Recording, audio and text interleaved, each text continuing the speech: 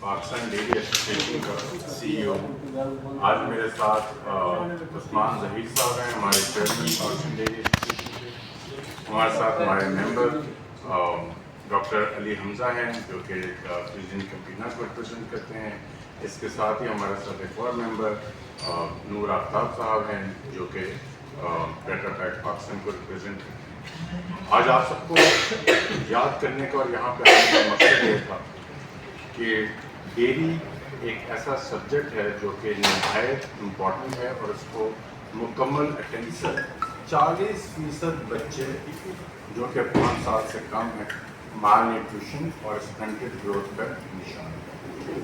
اب یہ بڑی عجیب سی بات ہے کہ ایک طرف تو ہم دنیا کا 4th لارجسٹ ملک پروڈیوسنگ کنٹری ہیں اور دوسری طرف ہمارے 40% سے زیادہ 5 سال سے کم عمر کے بچے مال نیوٹریشن اور اسٹنٹڈ گروتھ. اس کی بنیادی وجہ یہ ہے کہ دی کوالٹی آف ملک جو ہم پروڈیوس کرتے ہیں وہ اس معیار کا نہیں ہے. اس کے بعد جب ہم اس لیس کوالٹی والے ملک کو سپلائی کرتے ہیں پروسیس دکان گھروں تک پہنچاتے ہیں تو 98% ہم لوز ملک کھلا دودھ استعمال کرتے ہیں جس کے اوپر چیکس اینڈ بیلنسز کنٹرولز موجود نہیں. جبکہ جب ہم سیف ملک کی بات کرتے ہیں ٹرائڈ اینڈ ٹیسٹڈ ملک کی بات کرتے ہیں پاکستان PSQC کے جو اسٹینڈرڈ ہیں ان کی بات کرتے ہیں تو صرف 2% جو ہے نا وہ فارمل سیکٹر کے اندر دودھ اویلیبل ہے. اسی وجہ سے ہم نے اس کو 2 چیزوں میں ڈیوائڈ کیا ہے, ایک سیف ملک اور ایک ان سیف ملک. سیف ملک جو ہے وہ دودھ ہے جو Pakistan standard quality control authority PSQC کے اسٹینڈرڈز کو اور دنیا کے اسٹینڈرڈز کو فالو. لیکن اکنامکس سے بڑا مسئلہ ہماری ڈیولپمنٹ کا ہے. مائک تھوڑا سا ساتھ اب آ رہی ہے جی. تو جب بھی ہم پاکستان کی بات کرتے ہیں ہمارے ٹاپ آف دا مائنڈ ہماری اکنامک چیلنجز اور میں اس میں یہ پاسبلٹی رکھتا ہے بہت آسانی سے and I come to that. لیکن میں ایک دفعہ بریفلی ریٹریٹ کرنا چاہوں گا جو ڈاکٹر صاحب نے بات کی, پاکستان کا اکنامکس سے بھی بڑا چیلنج پاکستان کی ہیومن ڈیولپمنٹ ہے. یہ ایک فیکٹ ہے کہ ہم ایک جنریشن اسٹنٹڈ کا مطلب یہ ہے کہ وہ بچہ جب بڑا ہوگا بالغ ہوگا وہ مکمل اپنی فیسلٹیز حاصل نہیں کر سکے گا. وہ اب جس شعبے میں کام کرے گا اس شعبے میں اس کارکردگی کو اچیو نہیں کر سکے گا جو ایک نارمل انسان کو کرنی چاہیے, چاہے وہ ہمارے دفاتر ہو, ہمارا کوئی سا محکمہ ہو, ہمارا کھیل ہو. یہ ایک ریالٹی ہے اور یہ ایک میں تو کہوں گا ایک ٹریجڈی ہے جو ہماری آنکھوں کے سامنے ہو رہی ہے. دنیا 100 سال پہلے منیمم پیسچرائزیشن لا چکی ہے. افریقہ کے چند ممالک کے علاوہ دنیا میں کہیں کھلا دودھ نہیں. تقریباً 8.2 ٹریلین روپے کا دودھ کنزیومر خریدتے ہیں سالانہ.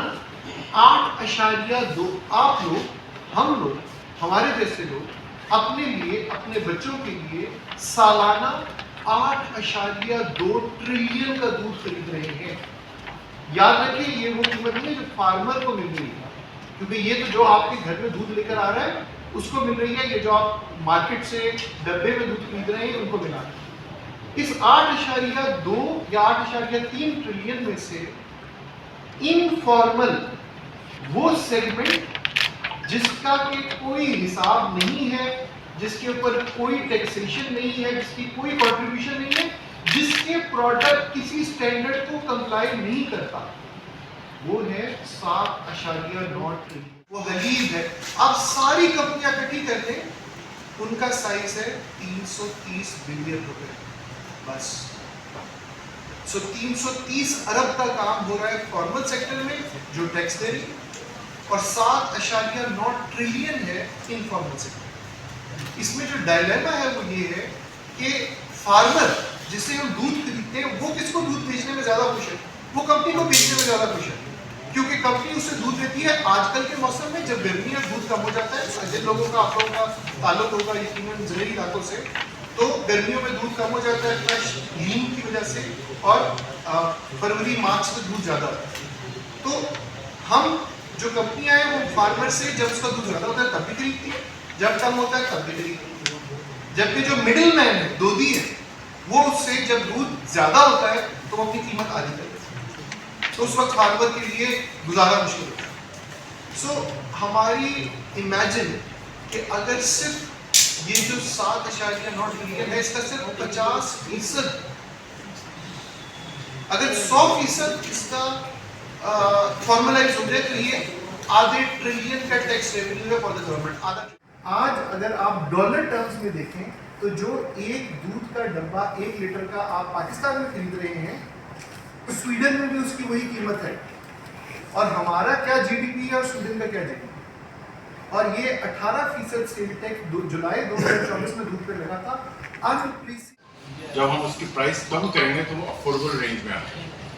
डॉक्टर शहजाद अमीन साहब, आमिर मलिक मेरा नाम है, CNN उर्दू करी करेस्पॉन्डेंट। तो जैसा कि उस्मान साहब ने भी जिक्र किया, आपने भी जिक्र किया, बड़ा कोलैप्स आ रहा है हमारी जो डेयरी की जो इंडस्ट्री है पाकिस्तान में। ये वजूहत आपने तो ये वो ज़िम्मेदारियों का जो मंकी है उसको फेंक दिया दूसरों की, गवर्नमेंट की और दोधी के ऊपर। क्या ज़िम्मेदार जो है आप कंपनियां नहीं हैं जो डेयरी कंपनी वाली, जो आप अभी तक सिर्फ 2% तक रीच कर सके हैं?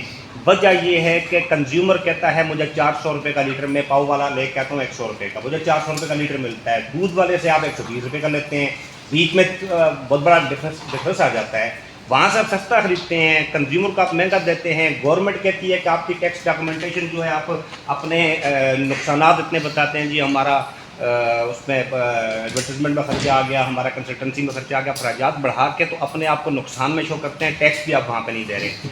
अब अगर इसके ऊपर टैक्सेस में इजाफा हो जाता है तो 2% लोग मुतासर होंगे, जो 2% लोग आपके कंज्यूमर हैं, यानी 98% आबादी के ऊपर कोई इसके ऊपर वो नहीं पड़ेगा। तो ये जितनी नाकामियाँ कोल्ड चेन आपके पास नहीं है, ठीक है जी, और आप पब्लिक को ये जो आपके जो प्रिजर्वेटिव्स हैं ये कुछ ज़्यादा हैं, ये मतलब आप एक्सपोर्ट के काबिल आपकी क्वालिटी नहीं है लिक्विड में। कि ये सिर्फ 2% के लिए है और 98% के लिए नहीं है, ये गलत।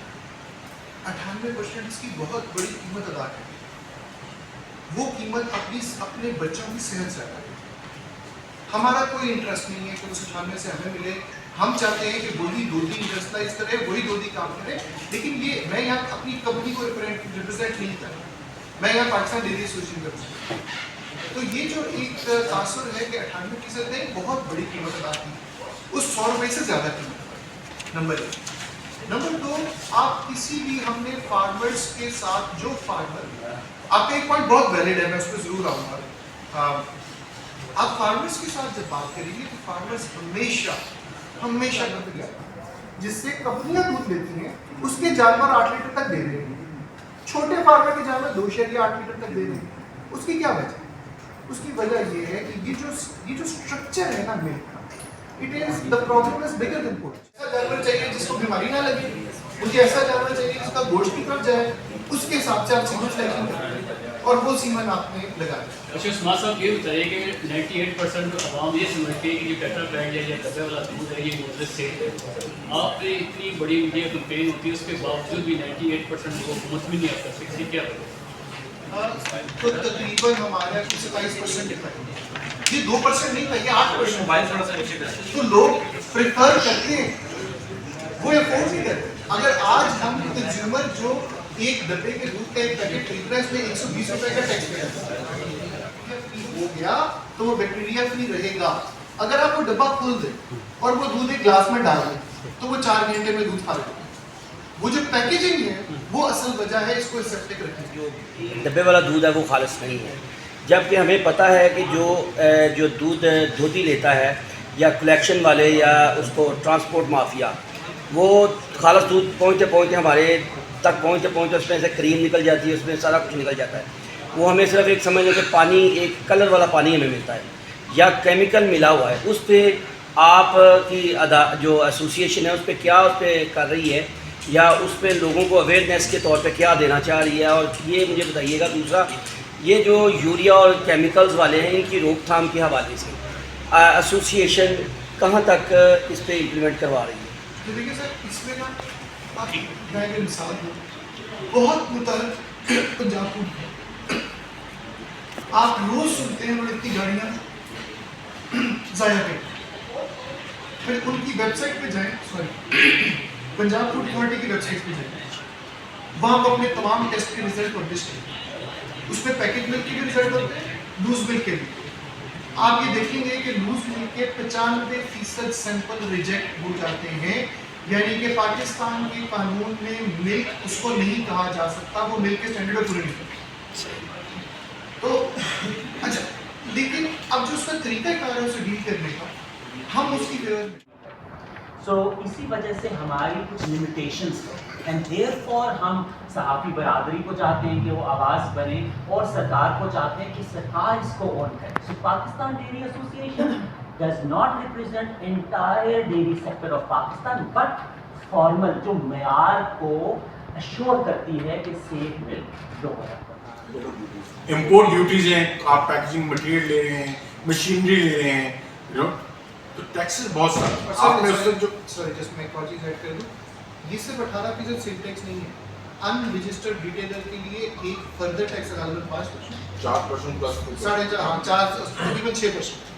تو وہ جو چھوٹا دکاندار ہے وہ تو رجسٹرڈ نہیں اور سرکار کہتی ہے جب اس کو بیچنا ہے تو وہ بھی ٹیکس دے اب وہ تو نہیں دے سکتے تو ہم اس کے لیے بھی ٹیکس بھرتے ہیں تو یہ 6% پر لیٹر کتنے روپے ابھی تک تو پے کر تقریباً آپ سمجھیں 100 روپے تو سیریس میں ٹیکس سیل ٹیکس یہ ایک دن میں 85 روپے کا امپیکٹ آیا تھا جب جولائی میں آپ اس میں انفارمل نے بھی اپنی قیمت بڑھائی. ایسا نہیں ہوا کہ وہ 100 روپے تھا تو وہ 100 ہی رہا. انہوں نے کہا اچھا وہاں مہنگا ہوا ہے دودھ تو ہم بھی مہنگا کریں. کیا وہ جو مہنگائی انفارمل سیکٹر کے اندر ہوئی ہے اس کا فائدہ فارمر کو ہوا؟ نہیں ہوا.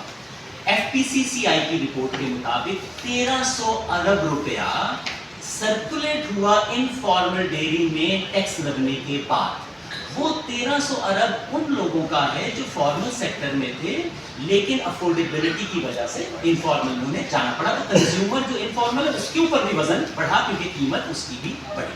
اب نیوٹریشیس ویلیو کی بات کریں تو جب بھی ہم جسٹ فار کیونکہ آپ ہماری وائس ہیں پاکستان کی وائس ہیں کہ جب بھی ہم دودھ کا کمپیریزن کرتے ہیں تو ہم ابلے ہوئے دودھ اور پیسچرائز یا پیکج دودھ کا مقابلہ کرتے ہیں کیونکہ ہم جب بھی دودھ خریدتے ہیں کھلا تو اس کو ابالتے ہیں. سو اسٹڈیز یہ بتاتی ہیں کہ جب آپ دودھ کو ابالتے ہیں تو جو اس کو ابالنے کا دورانیہ ہوتا ہے اور اس کی جو حرارت کی مقدار ہوتی ہے اس دورانیے میں انرجی کی کاسٹ اگر ڈالی جائے اور اس حرارت کی مقدار کی وجہ سے جو نیوٹرینٹ